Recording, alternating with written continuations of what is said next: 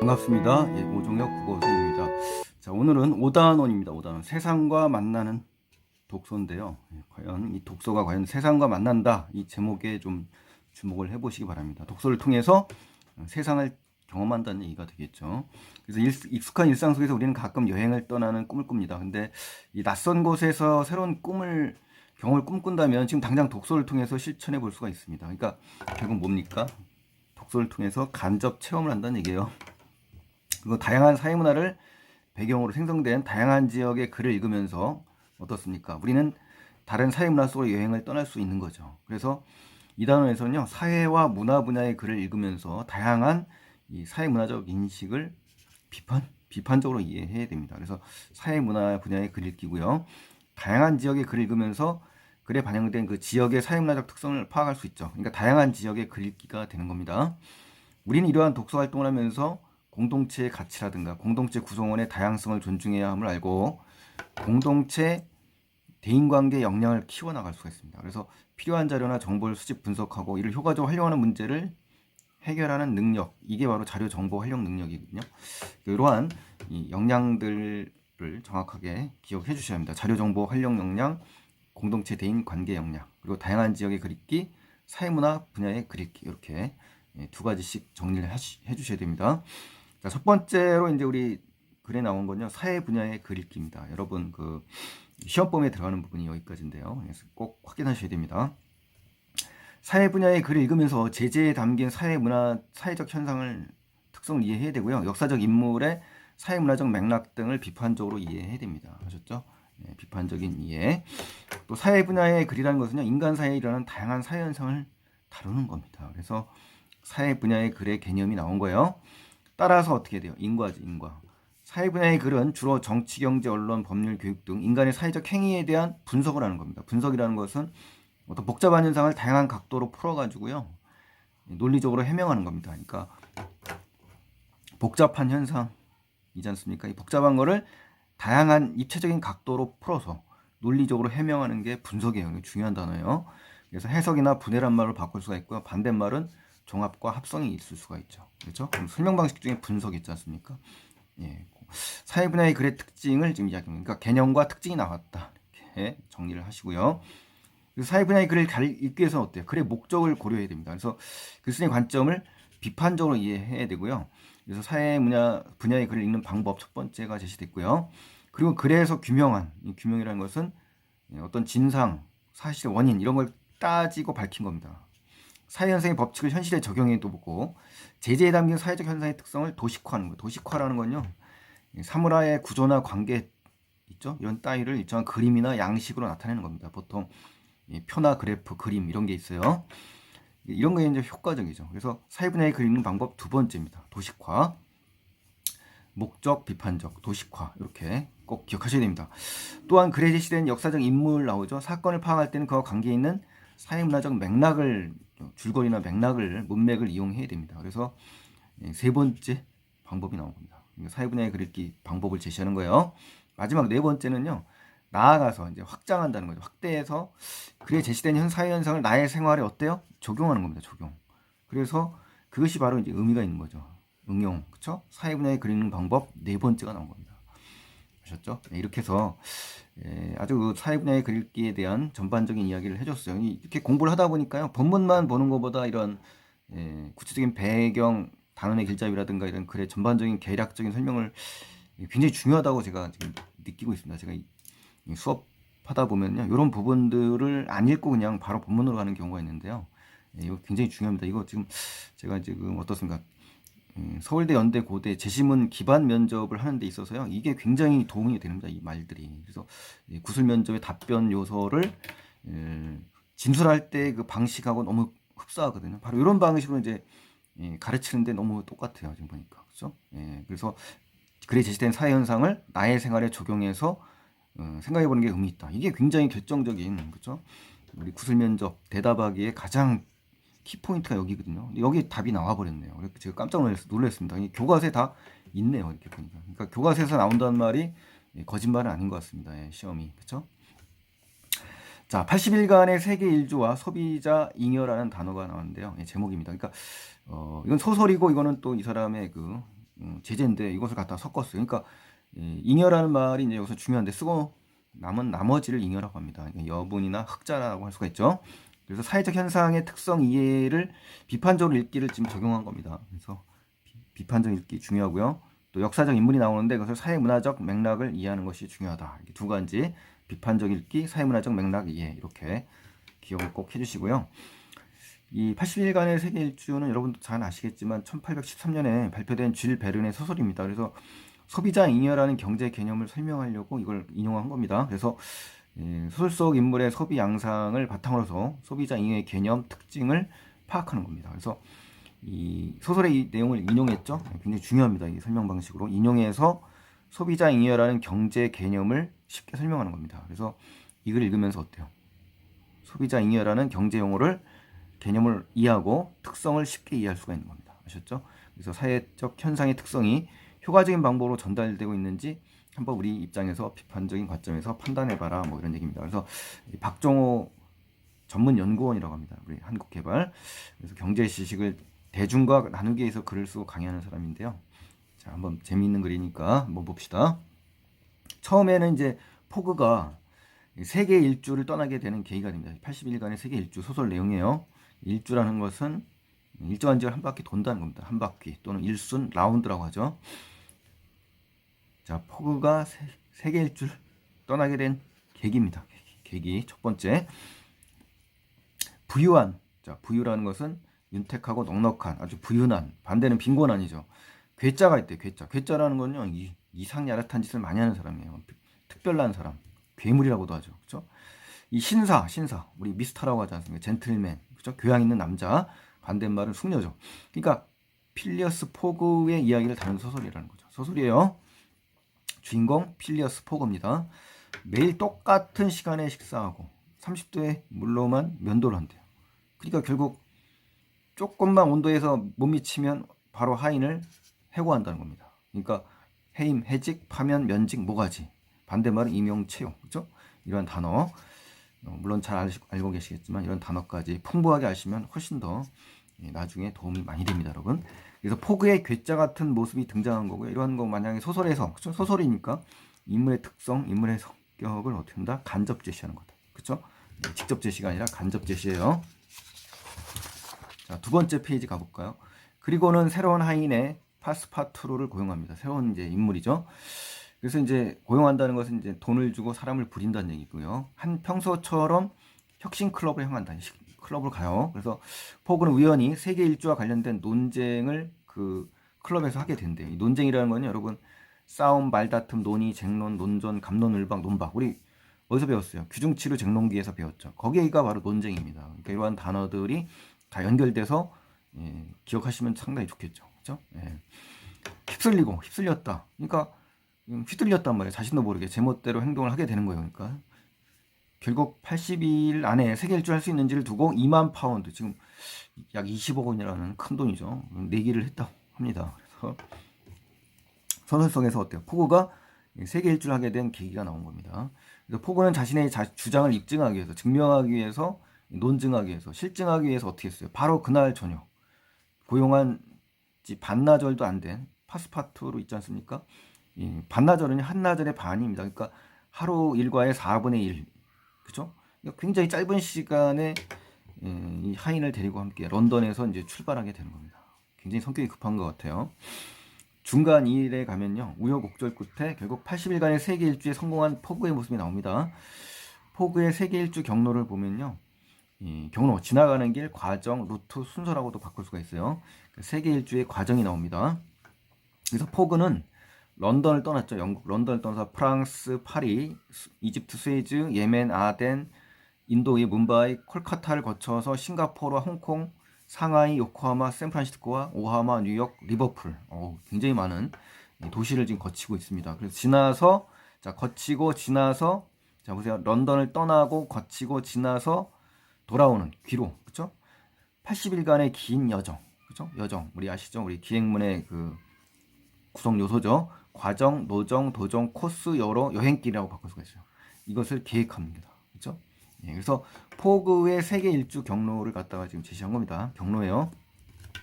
두 번째는 이제 인도에서 첫 번째 위기를 맞아요. 예, 위기가 나오네요.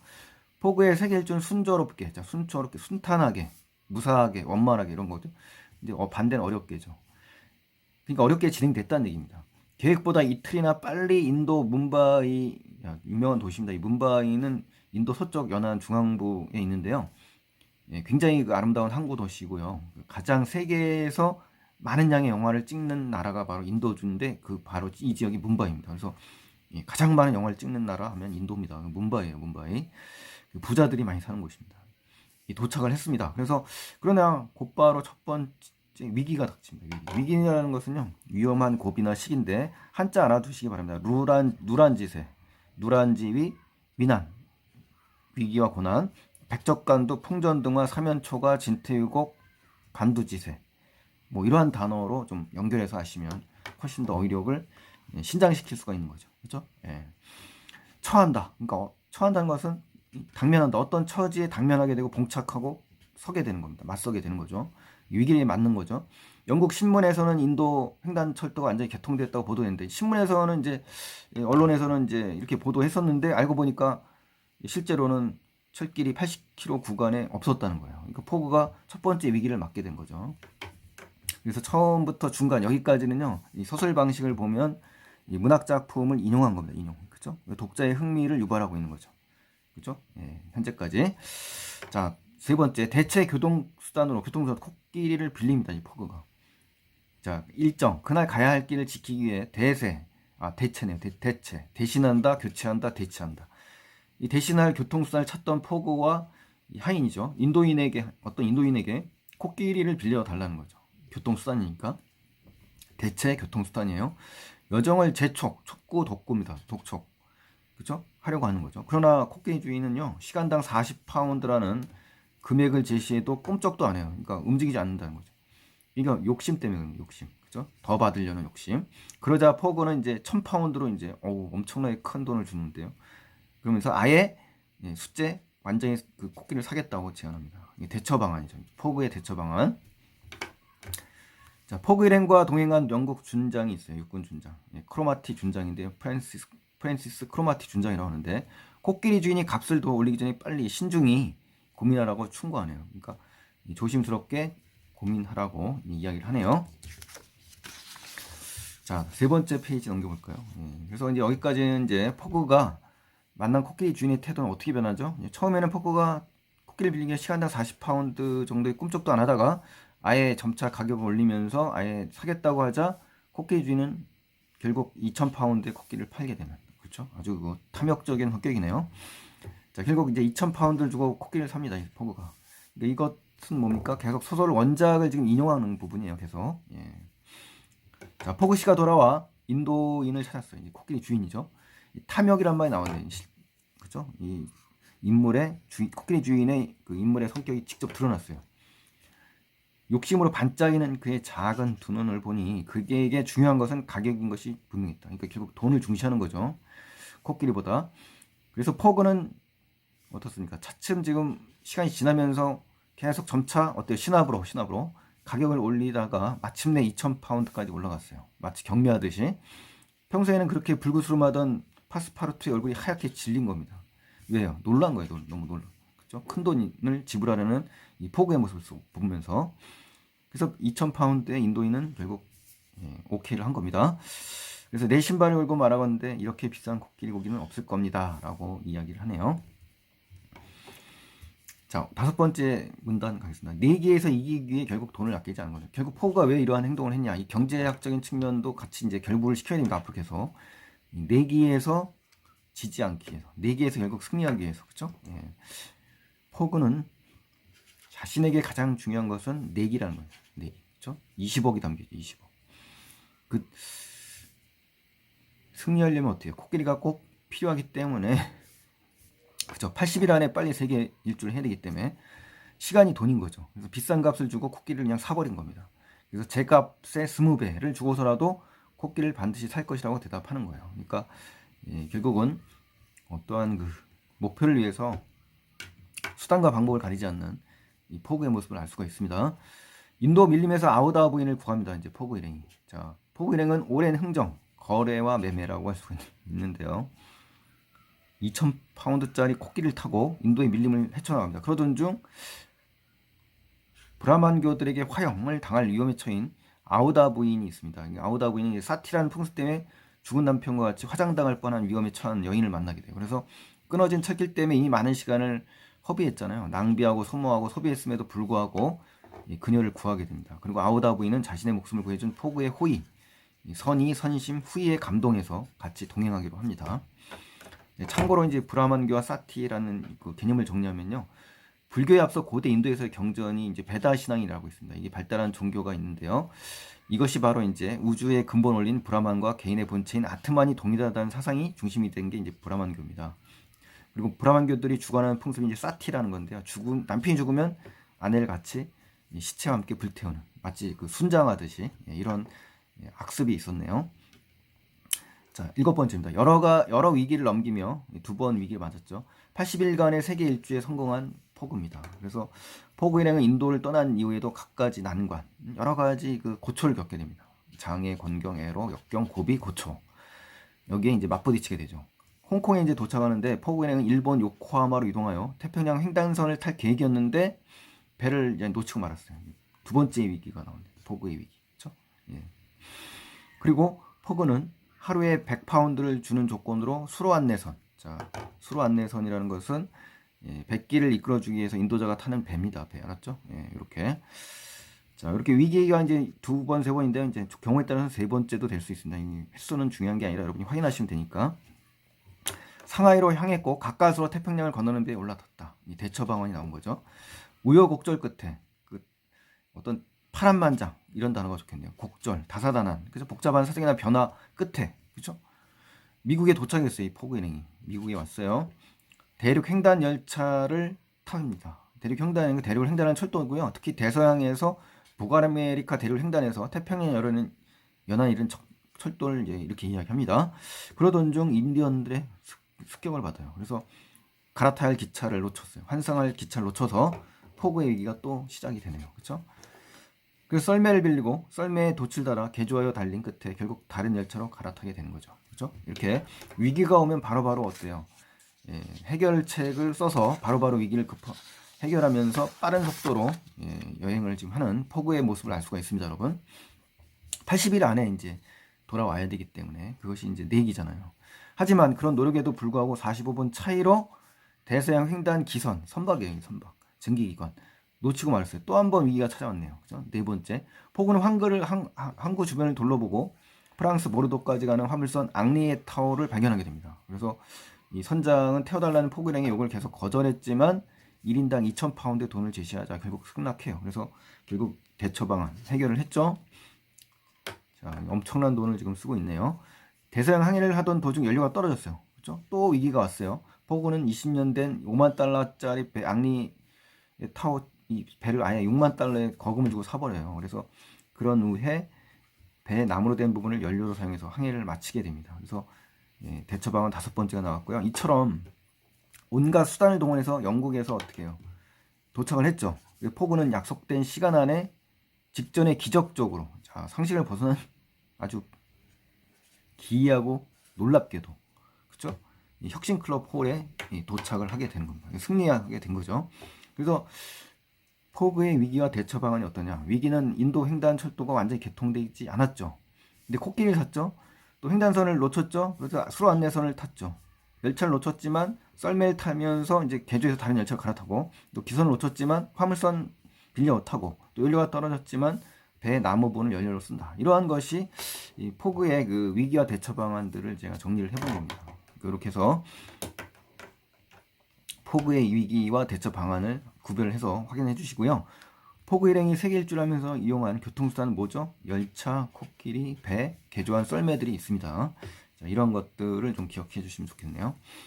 중간입니다. 중간 2번째. 소비자 잉여의 개념과 특성이 나옵니다. 이제 여기서부터 이제 경제 개념이 나오기 때문에요. 주목을 하셔야 됩니다. 결국 이 얘기를 하려고 우리 소설을 끌어온 거니까요. 높은 수준의 지불 용의 가격이라는 경제 용어가 나옵니다. 이거 중요합니다. 지불 용의 가격. 이 포그의 모습이 그렇다는 거죠. 어떤 높은 수준이라는 거. 포그는 세계 일주를 떠나기 앞서 상세한 계획표를 작성했지만 곳곳에서 예기치 못한 위기를 맞았죠. 그렇죠? 그럴 때마다 그런 대체 교통성을 가진 이들에게 상품이 시장에서 그때그때 실제 거래되는 시장 가격보다 어때요? 시장가보다 훨씬 높은 가격을 지불했어요. 그렇죠? 그래서 여행을 지속해 나갔습니다. 그러니까 폭우의 위기 대처 방안이 이런 식이라는 거죠. 내기에 이겨야만 했기 때문에 그래요. 그렇죠? 시장 가격보다 훨씬 높은 가격을 지불한 이유가 바로 이겁니다. 시장 가격보다 훨씬 높은 가격을 지불하는 것이 전혀 아깝지 않은 겁니다. 이 지불이라는 건 지급, 지출, 값을 치른다라고 생각하시면 돼요. 이를 경제 용어로 말하면은 포구의 교통수단에 대한 지불 용의 가격. 자, 중요한 용어 나왔어요. 지불 용의 가격은 다른 일반 객들보다 매우 높은 수준이다. 이것이 바로 이제 경제학적 관점으로 해석한 겁니다. 포구의 행동을. 그래서 여기에 지불 용의 가격이라는 건요. 재화나 서비스 소비를 위해서 소비자들이 기꺼이 지불할 마음, 그렇죠? 지갑에서 돈을 꺼낼 마음이 있는 금액이 바로 지불 용의 가격이에요. 그러니까 쉽게 말해서 내가 이 최대한도 이것까지밖에 안 쓰겠다. 이 정한 가격 있죠. 이거예요. 그래서 소비자가 상품 구입을 위해서 돈을 내겠다고 마음먹은 금액 중 가장 높은 가격이죠. 그죠? 이 가격 이상은 내가 안 사겠다. 뭐 이런 거 있지 않습니까? 그래서 지불 용의 가격에 정의가 나옵니다. 정의. 그러니까 설명 방식 우리 계속 했었죠? 네, 정의. 그렇죠? 뭐 이유가 나온 거는 이제 인과라고 할 수가 있는 겁니다. 이유는. 자, 그래서 이제 세계 일주를 하며 예상치 못한 위기에 처했을 때 폭우는 어떻게 여행을 지속했죠? 시장가보다 높은 금액을 지불했다. 이렇게 기억하시면 되겠습니다. 두 번째입니다. 일정에 따라 달라진 폭우의 소비자 잉여입니다. 위기 상황에서 폭우는 과감하게, 용감하게 높은 가격을 제시하여 문제를 해결했지만 그가 항상 높은 가격을 지불했던 건 아닙니다. 그러니까 조심하셔야 돼요. 항상 그런 건 아니에요. 요거. 일정에 차질이 없을 경우에는 당연히 똑같은 가격을, 동일한 가격을 내겠죠. 그렇죠? 위기에 처했을 때, 그럴 때 이제 어떻습니까? 그럴 때 지불 용의 가격을 올린 거죠. 그렇죠?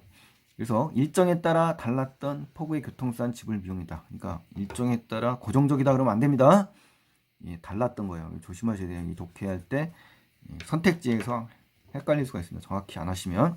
즉 폭우는 굉장히 높은 지불 용의 가격을 가지고 있음에도 남들과 동일한 가격을 지불해서 큰 소비자 잉여를 누린 것이다. 자, 소비자 잉여라는 개념이 또 나오는데 소비자의 어떤 잉여, 그렇죠? 잉여라는 건 어떤 나머지를 얘기하는 거죠.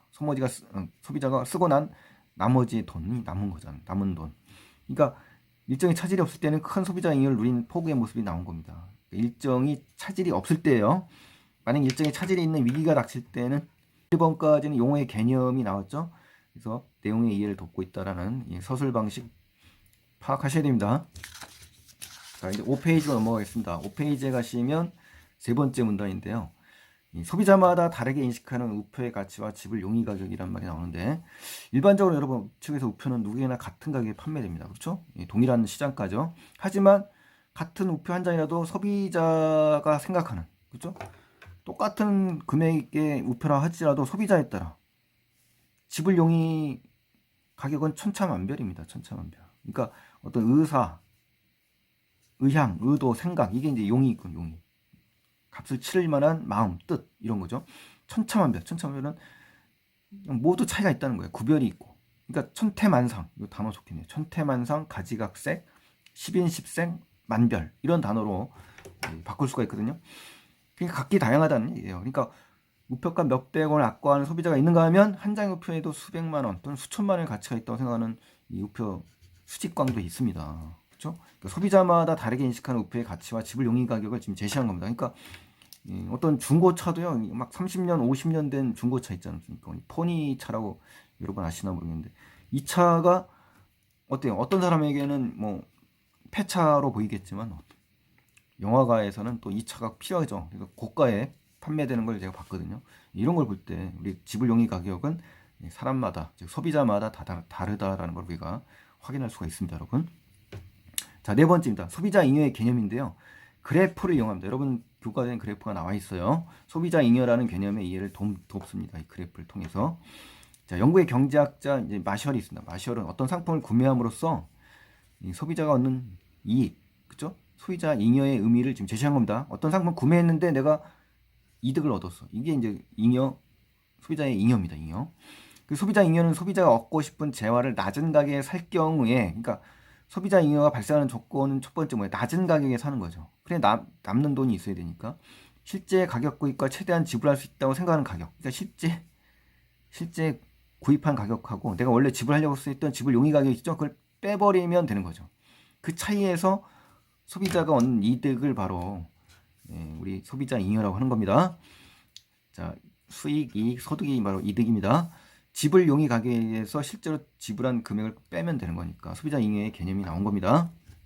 그래서 여러분께서는 이제 소비자 잉여의 의미와 개념을 정확하게 기억을 하셔야 됩니다. 이거를 이제 바탕으로 시험에 출제하거든요.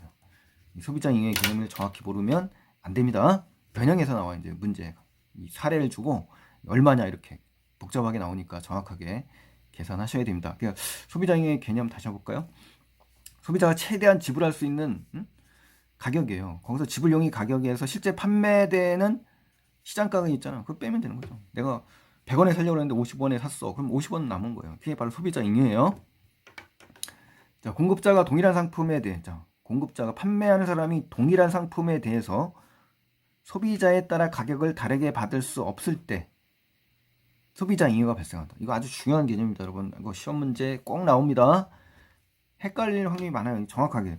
공급자는 동일한 상품이다. 다른 상품이 아니에요. 첫 번째 조건이. 두 번째, 소비자에 따라 가격을 다르게 받으면 안 돼요. 그러니까 결국 뭐예요? 소비자에 따라 가격을 동일하게 받는 거죠. 자, 공급자가 동일한 상품에 대해서 소비자에 따라 가격이 동일한 겁니다. 이렇게 조건 두 개를 정확히 맞추셔야 되고 그때 소비자 잉여가 발생한다. 이렇게 시험 문제는 함정을 파기 때문에 정확하게 이렇게 기억을 하셔야 돼요. 동일한 상품에 대해서 소비자에게 똑같은 동일한 가격으로 받을 때 이럴 때 소비자 잉여의 발생 조건이 되는 겁니다. 그래서 높은 지불 용의 가격을 가진 소비자는 시장을 이용해서 큰 소비자 잉여를 누릴 수 있죠. 그렇죠. 당연히 높은 지불 용의 가격을 가진 사람일수록 큰 소비자 잉여를 누리죠. 우리 여기 나온 포그처럼 포그가 바로 높은 지불 용의 가격을 가졌지 않습니까? 일반 소비자하고는 엄청난 차이가 나죠. 그러니까 포그는 결국 뭐예요? 그 여행을 통해서 높은 큰 소비자 잉여를 누린 인물에 해당되기 때문에 이제 소설을 끌어온 겁니다, 여러분. 아셨죠? 자, 다시 한번 이제 책에서 소비자 잉여의 예를 지금 제시합니다. 이거 무조건 시험 문제 이게 발췌가 돼서 나옵니다. 그래서 무조건 100% 나온다 생각하십니다. 이 부분이. 그러니까 꼭 기억하셔야 돼요. 자, 보십시다. 예를 든 겁니다. 예시. 과일 가게에서 사과를 사려고 했어, 내가. 근데 소비자 얼마까지 돈 낼 거냐고 묻는다고 하자. 이게 이제 소비자 지불 용의죠. 지불 용의 가격. A는 1,500원이고, 그렇죠? B는 1,000원이야. 그러니까 500원 차이가 나죠. A와 B 소비자의 지불 용의 가격은 각각 1,500원과 1,000원이죠. 근데 상인이 500원에 판다고 한다면 어떻습니까? 실제 구입가죠. 그러면은 A는 얼마의 이득이 오는 거죠? 1,000원에 해당한 만큼의 이득을 얻게 되는 거죠. A는. 그렇죠? 1,500원 빼기 500원이니까. 소비자 잉여가 이제 A는 크죠. B는 어땠습니까? 500원이죠. 그러니까 A가 B보다 2배로 소비자 잉여가 크다는 얘기가 나오는 겁니다. 왜냐하면 자, 서술 방식이 지금 왜냐함이 나왔죠. 여기 예시라고 합니다만 이 안에 보면 또 뭐가 나온 거야? 인과가 나온 겁니다. 인과. 그렇죠? 인과. 서술 방식. A 소비자는 사과 한 개를 사 먹기 위해서 1,500원까지 돈을 낼 용의가 있었는데 실제 500원 지불했고 B 소비자는 1,000원까지 낼 수 있었는데 500원만 지불했죠. 그러니까 1,000원과 500원은 덤입니다. 덤. 그래서 경제 이론에서 이걸 갖다 뭐라고 한다? 소비자 잉여라고 하는 겁니다. 이 경제 이론에서. 그래서 A와 B 소비자 잉여가 큰 A 소비자가 시장을 이용해서, 그래서 시장이죠, 시장. 이게 판매 시장. 좀 더 많은 혜택을 누렸다라고 할 수가 있는 겁니다. 그러니까 소비자 잉여의 의의가 나온 겁니다. 의의. 아셨죠? 뭐가 나왔어요? 의의가 나온 겁니다. 그래서 알기 쉬운 이러한 예를 통해서 소비자 잉여의 개념을 설명했다. 아주 중요한 서술 방식입니다. 여러분 시험에 100% 나옵니다. 이 부분이. 어렵게 나오면 또 이거 다른 예로 이제 사례를 들어서 뭐 결부시켜서 낼 수도 있는 거니까 정확하게 여러분 수학을 배우시니까 이 정도는 뭐 충분히 금방금방 하실 수 있으라고 봅니다. 이러한 정의에 의하면 포그와 같이 높은 지불 용의 가격을 가진 사람, 그렇죠? 그 큰 소비자 잉여를 누릴 수 있는 조건이 바로 높은 지불 용의 가격을 가진 포그와 같은 사람이죠. 시장을 이용해야 되겠죠, 당연히. 큰 소비자 잉여를 누릴 수 있는 조건, 그렇죠? 그래서 큰 소비자 잉여를 누리게 되는 것이 된다. 그러니까 누린다, 향유한다, 맛본다, 즐긴다, 만끽한다 이런 단어죠. 이번에 전제 조건은 뭐예요? 결국 상품의 공급자가 각 소비자에게 같은 상품, 동일한 상품에 대해서 동일한 가격을 받을 때라는 거죠. 아셨죠? 아주 중요합니다. 동일한 상품에 동일한 가격을 받을 때예요. 꼭 기억하시기 바랍니다. 자, 소비자 잉여는 어떤 상황에서 발생한다? 모든 소비자의 지불 용의 가격을 정확히 알 수 없는 상태죠. 그렇죠. 알아버리면 안 되죠. 이 상품의 공급자가 모든 소비자에게 동일한 가격으로 상품을 판매해야 할 때예요. 그죠? 지불 용의 가격을 알아버리면 안 되겠죠. 몰라야 됩니다. 몰라야 돼요. 그래서 시장 가격보다 높은 지불 용의 가격을 가진 사람이 시장을 이용함으로써 포그죠. 포그를 생각하시면 되잖아요. 소비자의 잉여를 크게 누린단 말입니다. 아셨죠? 예. 그 다음에 시각자료의 명칭 그래프입니다. 우리 교과서에 나온 그래프. 그래서 시각자료의 추가의 효과 세 가지는 뭐냐? 수치를 시각화한 거 하나. 그래서 이해하기 쉽죠? 제시된 글 내용이 이해를 돕죠? 독자에게 내용의 전달력을 증가시키죠. 이런 장점, 시각 그래프의 장점도 반드시 알고 계시면 좋겠습니다. 여러분 주관식으로 나올 수도 있으니까 한번 써보세요. 한 문장 정도. 아셨죠? 예. 자, 그래서 내 4, 5문단을 묶어서 정리하면 시각자료를 활용해서 설명의 효과를 높이는 그러한 서술 방식을 취하고 있다. 아주 잘 나옵니다, 여러분. 그래서 시험 문제 이 부분에서 2문제 이상 출제될 확률이 높으니까요. 정확하게 해석을 해 주시기 바랍니다. 자, 오늘은 이제 2번의 강의에 이어서 찍게 될 건데 오늘 첫 번째 강의를 찍었습니다. 그래서 다음 시간에 이어서 꼭 들어주시고요. 오늘 공부 열심히 잘 했다면 좋겠습니다, 여러분. 자, 구독 안 하신 분들은 구독 버튼 눌러주시고 좋아요 버튼 눌러주시면 고맙겠습니다. 다음 시간에 꼭 뵙겠습니다.